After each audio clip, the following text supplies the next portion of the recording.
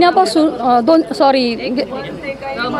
2-3 महिन्यापूर्वी आमच्याकडे एक तक्रार आली होती की अशा बंधुभावानं मी मसाल्याचा व्यवसाय करतोय आणि त्याच्यामध्ये मला बरकत यावी म्हणून त्यात यश येत नाही म्हणून मी ह्या बाबाकडे आलो होतो। त्यांनी मला 60,000 रुपये मागितले होते, पण मी त्याला 7,000 रुपये दिले आणि 7,000च्या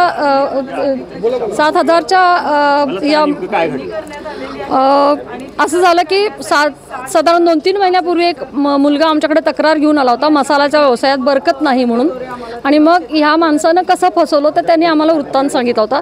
साधारण 60,000 रुपये त्यांनी त्या मुलाकडून मागितले होते, पण सुरुवातीच्या विधीला 7,000 रुपये देऊन त्याने तो विधी केला, पण त्याच्यानंतरच त्यात तो जास्तच तोट्यात जायला लागल्यावर तो अस्वस्थ झाला आणि म्हणून ह्या बाबा आपल्याला फसवतोय हे त्याच्या लक्षात आल्यावर तो आमच्याकडे अर्ज घेऊन आला आणि त्या अर्जाप्रमाणे आम्ही याच्यावरती गुन्हा दाखल तू करतोस का, तू फिर्यादी हो म्हणून सांगितलं, पण तो तसं काही झाला नाही आणि फिर्यादी झाला नाही। मग अशा वेळी नेहमीप्रमाणे आम्ही स्टिंग ऑपरेशन लावतो, त्याप्रमाणे मी आणि गीता हसूरकर, किरण गवळी, बाळूमाळी वगैरेने असं प्लॅन केलं आणि काल मी स्वतः माझा दीर मला फसवतात, मी माझी नावं खोटी सांगितली आणि त्याची पत्रिकाचे आराखडे त्यांनी काढले, खोट्या नावांवरती त्यांनी माझ्या दीरांचं नाव वगैरे विचारून घेतलं आणि याच्यानंतर मला त्यांनी काल 600 रुपये म्हणजे 500 रुपये एंट्री फी म्हणजे ज्योतिषाची फी म्हणून सांगितलं आणि 100 रुपये त्या माझ्या नावाची जी पत्रिका तयार केली होती त्याच्यावरती टाकायला लावले।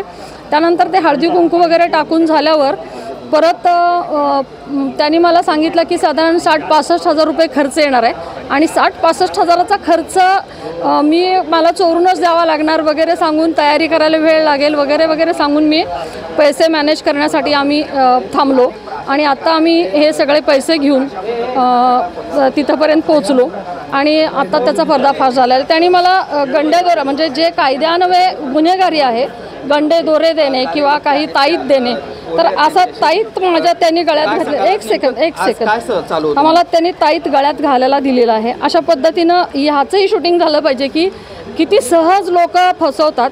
एका क्षणात तो 60,000 आणि 65,000 मागतो। माझ्यापेक्षा येड्या इद्र्या बायकांच्याकडून तो आणि इतर महिलांकडून किंवा श्रीमंत दिसणाऱ्या भोळ्या बायकांकडून तो किती गंडे घालत असेल।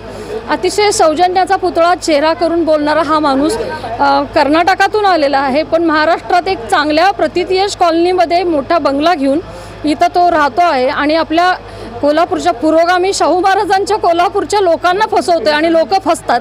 ही फार मोठी दुर्दैवाची गोष्ट आहे।